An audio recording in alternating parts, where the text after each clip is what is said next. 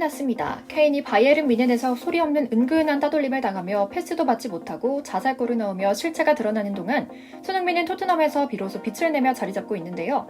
이 자리에 케인이 다시 돌아올 수 있다는 사실이 밝혀진 겁니다. 누가 밝혔냐고요? 대머리 장사꾼 레비 회장이 또다시 언론 플레이로 케인에게 토트넘 바이백 조항 존재 사실을 폭로한 건데요. 조금 걱정됩니다.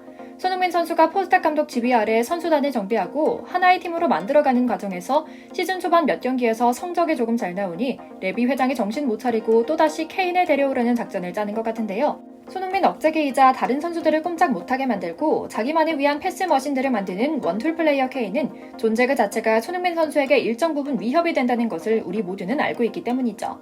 그런데 더욱 무서운 것은 정말 이 조항이 발동되어 케인이 토트넘으로 돌아올 수도 있다는 사실입니다. 이미 케인은 토트넘을 조롱하는 인터뷰를 했다가 대차게 가인 이후 갑자기 180도 달라진 분위기의 후속 인터뷰를 통해 토트넘 정말 끝내주는 시즌을 보내고 있다는 등의 발언을 내뱉고 있고요.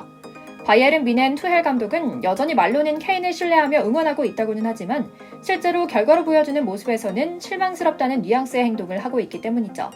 우리 김민재 선수 역시 케인이 놓치는 상황에서 굳이 패스하지 않는 단호한 태도를 보이며 때때로 케인을 다그치고 있기도 하죠.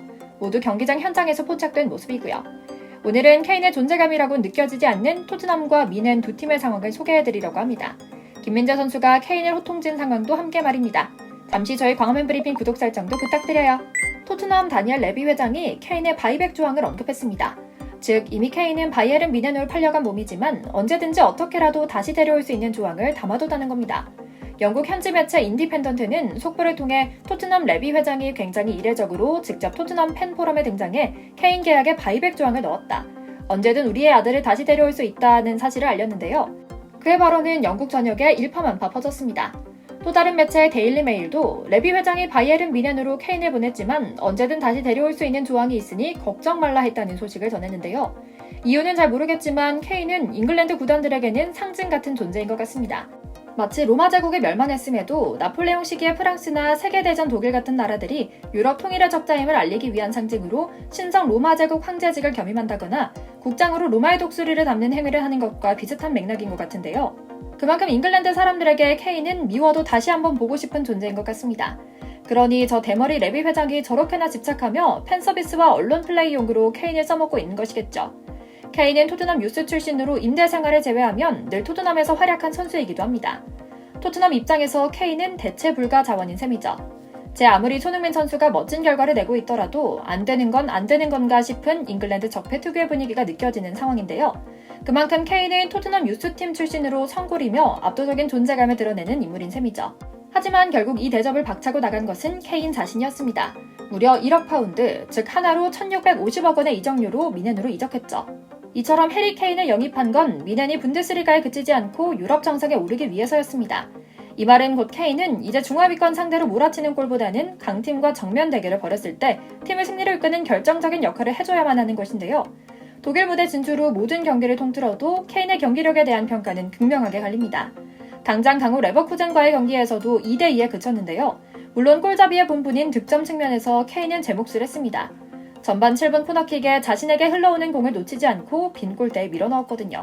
하지만 활약은 딱 거기까지였습니다. 그 뒤로 그의 존재감은 미약했죠. 결국 후반 40분 1대1 상황에서 케인은 무기력하게 벤치로 물러났고요.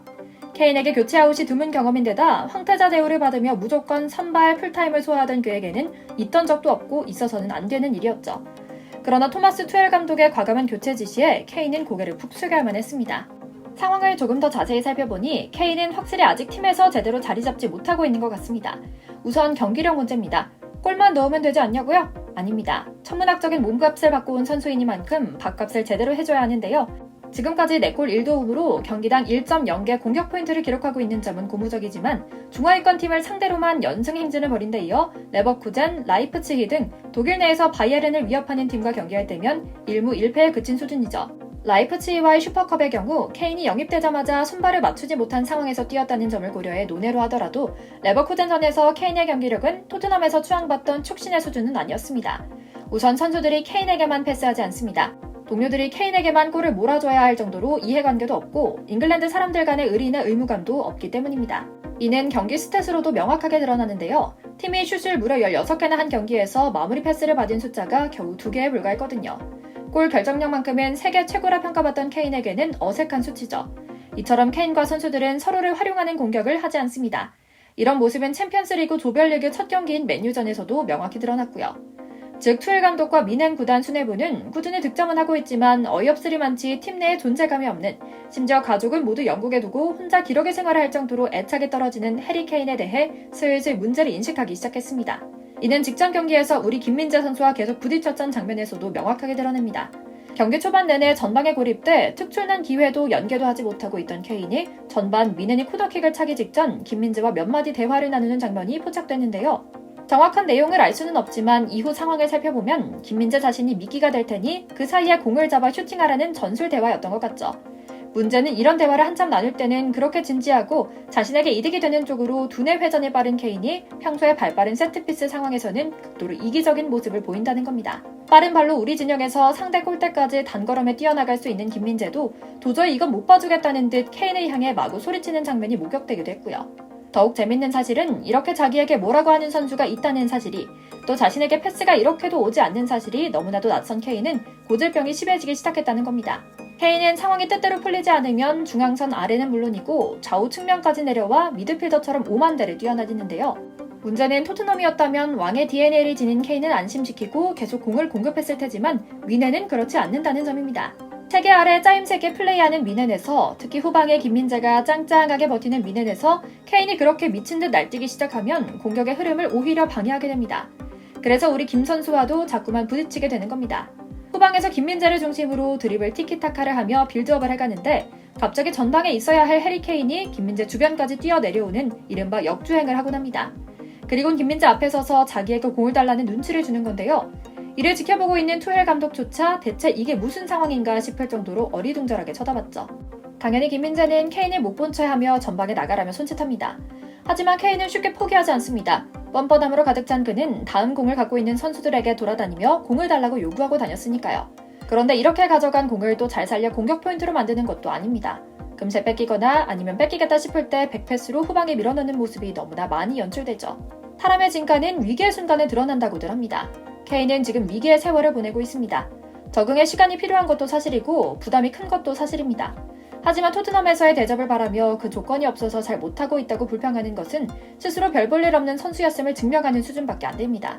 반면 우리 손흥민 선수는 최고의 주가를 달리고 있습니다. 단순히 성적이 좋아서가 아닙니다. 골도 잘 넣고 감독의 신임도 받으며 선수단의 존경도 받는 3위일체의 레전드로 자리 잡기 시작했기 때문입니다. 물론 서두에 말씀드린 것처럼 잉글랜드 사람이 아닌 소니는 케인의 특별한 그 왕좌에 오르긴 힘들 겁니다. 태생적으로 어쩔 수 없으니까요.